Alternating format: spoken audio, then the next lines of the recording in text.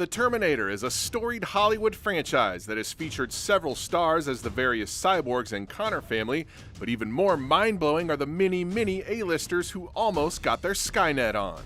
Come with me if you want to live.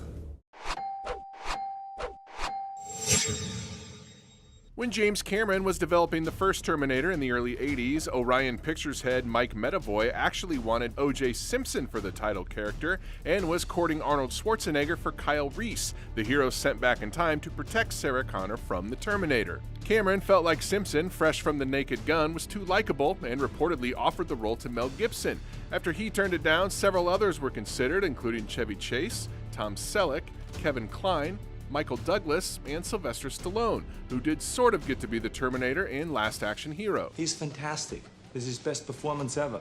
The director eventually convinced Schwarzenegger to play the Terminator and set out to cast Reese, considering Mickey Rourke, Bruce Willis, and even rocker Sting. Michael Biehn blew his first audition by using too much of a southern accent, but was able to win the part later down the road. Can you stop it?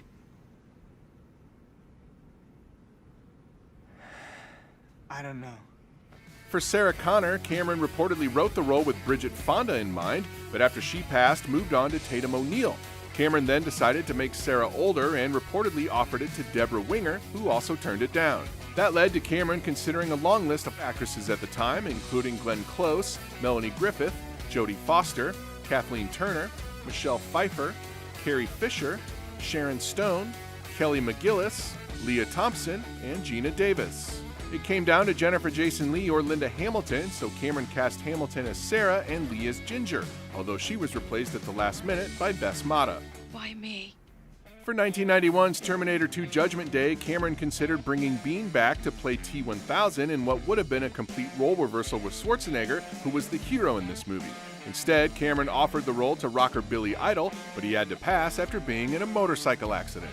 Cameron then cast Robert Patrick as the villainous cyborg after seeing him in Die Hard 2 and set out to find a teenage John Connor. Hook's Charlie Korsmo was offered the role, but he had already committed to What About Bob? Fortunately, casting directors discovered Edward Furlong at a Boys and Girls Club in Pasadena, and he was cast in his first ever part. This is deep. Furlong was supposed to reprise the role in 2003's Terminator 3 Rise of the Machines, but pulled out over personal issues. John Krasinski, Chris Klein, and David Walton read for the role, but it came down to Shane West and Nick Stahl, who auditioned 5 times to land it. Sophia Bush was originally cast as John's love interest, but was replaced at the last minute by Claire Danes.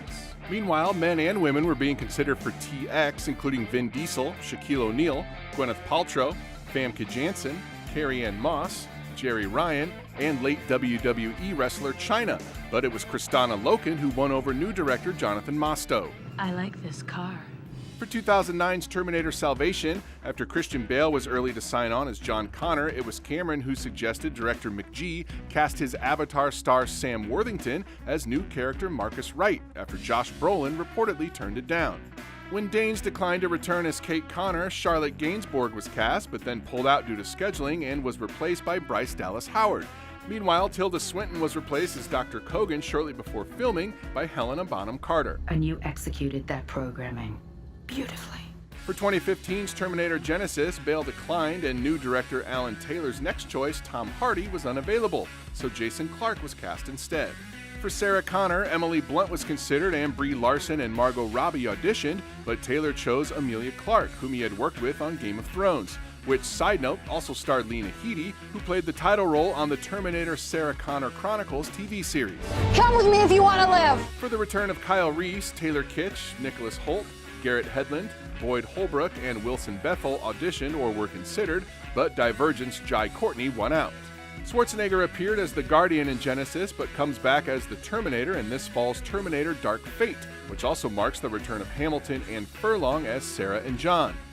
Cameron, who co-wrote the script, has said it will be the final Terminator movie, but can you really believe it when this is the most famous line in your franchise? I'll be back.